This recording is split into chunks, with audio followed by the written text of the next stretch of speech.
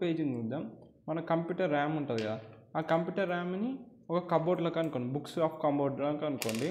అట్లనే మన ఏదైతే ప్రోగ్రామ్ ఉంటుందో ఆ ప్రోగ్రామ్ బంచ్ ఆఫ్ బుక్స్ అనుకోండి. ఇప్పుడు మన కబోర్డ్లో స్పేస్ లేదు, ఆ బంచ్ ఆఫ్ బుక్స్ అన్నీ ఒకటేసారి డైరెక్ట్లో పెట్టడానికి స్పేస్ లేదు. సో మనం ఏం చేస్తాం, ఒక్కొక్క బుక్ తీసుకెళ్ళి కబోర్డ్లో పెడతాం. అట్లనే ఈ ప్రోగ్రామ్ మొత్తం ఒకటేసారి ఎగ్జిక్యూట్ చేయడానికి మన మెయిన్ మెమరీలో స్పేస్ లేదు. ఏదైతే మన ర్యామ్ ఉంటుందో ఆ ర్యామ్లో స్పేస్ లేదు. సో ఈ ప్రోగ్రామ్ని ఏం చేయాలి, పార్ట్స్లాగా డివైడ్ చేయాలి. ఎట్లయితే ఒక్కొక్క బుక్ మనం కబోర్డ్లో పెడుతున్నామో అట్లనే ఈ ప్రాసెస్ మొత్తం ఒకటేసారి అది ఎగ్జిక్యూట్ చేయలేదు కాబట్టి, మెయిన్ మెమరీలో పట్టదు కాబట్టి ఆ ప్రాసెస్ ఏమవుతుంది, స్మాల్ సబ్ పార్ట్స్లాగా డివైడ్ అవుతుంది. వాటిని పేజెస్ అంటారు. ఇట్లా ఒకటి మెయిన్ మెమరీలో స్టోర్ అవుతుంది, సెకండ్ మెమరీలో ఉంటాయి ఆ పేజెస్ అన్నీ. అవసరం ఉన్న పేజ్ అనేది మెయిన్ మెమరీలో లోడ్ అయ్యి ప్రోగ్రామ్ అనేది ఎగ్జిక్యూట్ అవుతుంది. మెయిన్ మెమరీలో పార్ట్స్లాగా డివైడ్ అవుతుంది. వాటిని ఫ్రేమ్స్ అంటారు.